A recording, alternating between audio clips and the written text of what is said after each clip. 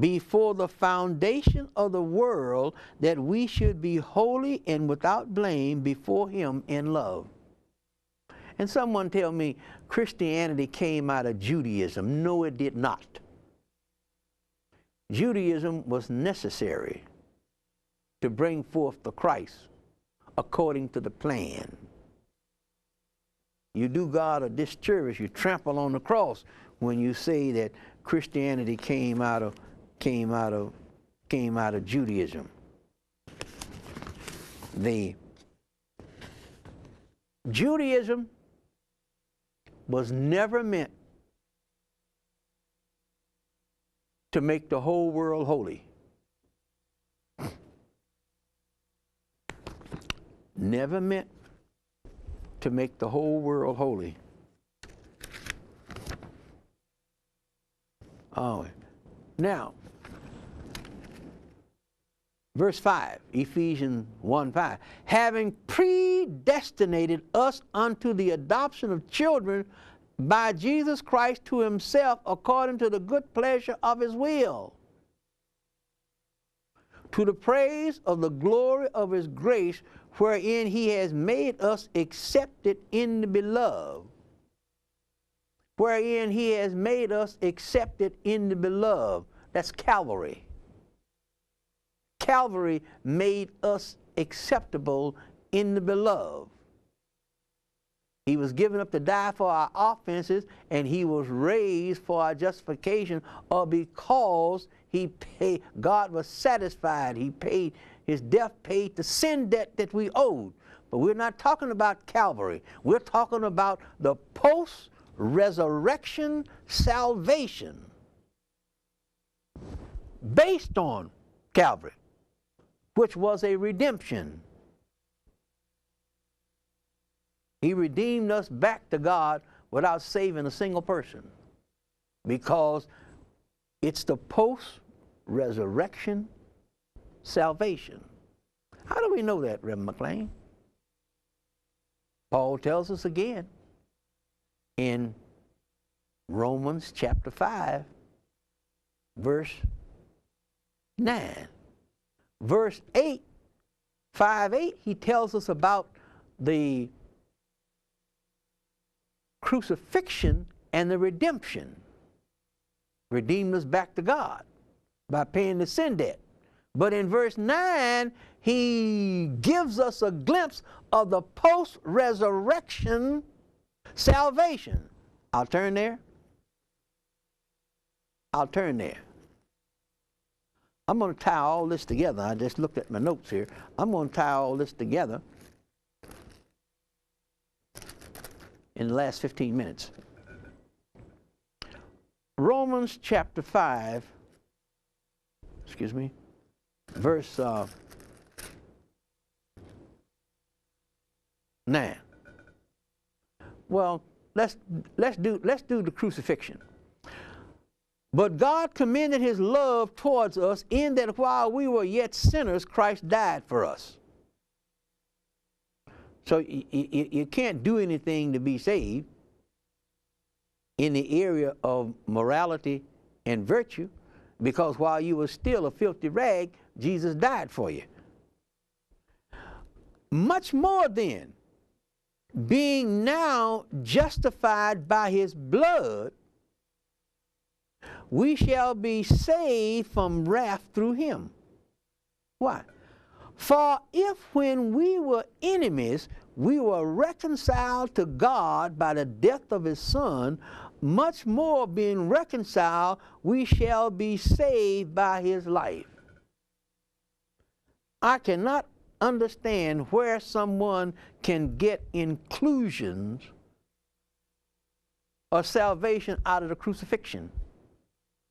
There has to be a post-resurrection salvation that is separate and distinct from the Calvary crucifixion. Don't get me wrong. The crucifixion served as a basis.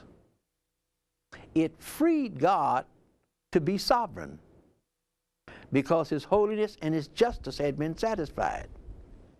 Now, I got two examples that I'm going to give.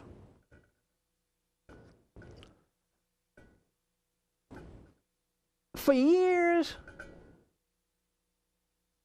I struggled with the parable of the vineyard workers. For years, I struggled with the parable of the vineyard workers in Matthew chapter 20, verses 1 through 15. Because I'd heard it preached. But then one day the Spirit opened my eyes of understanding, and I saw the truth of the parable.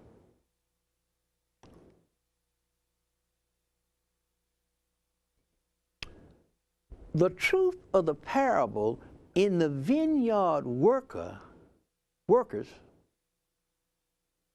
is what God did not do for the workers who were first on the job, and what He did for the workers who were last on the job. He did not treat them equally.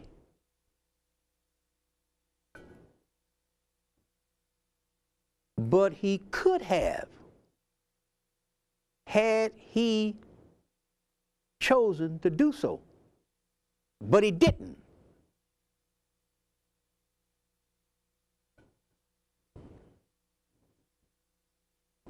That's the key to the parable. Because He goes on and said, the last shall be first and the first shall be last. He exercised His sovereignty. But He could not exercise His sovereignty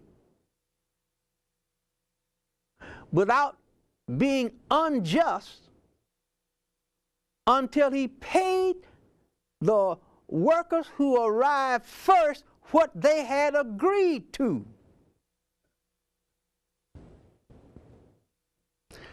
But once He paid the workers that arrived first what they had agreed to, He had satisfied the debt.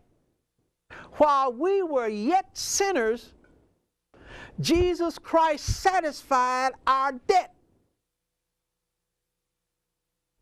He redeemed us back to God, away from the dominion and power of the devil, back to God. So God says, now that I have my creation back, am I not free to do with them what I wish?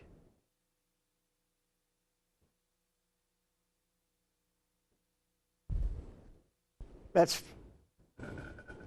15:20, Matthew 20:15, and Romans 3:25 and 26 are in the same context.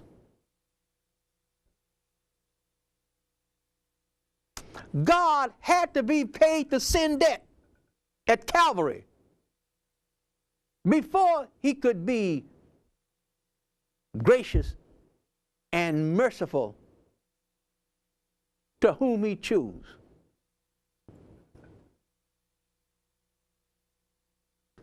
That's the meaning of the parable of the vineyard workers. Now, so, what did God do?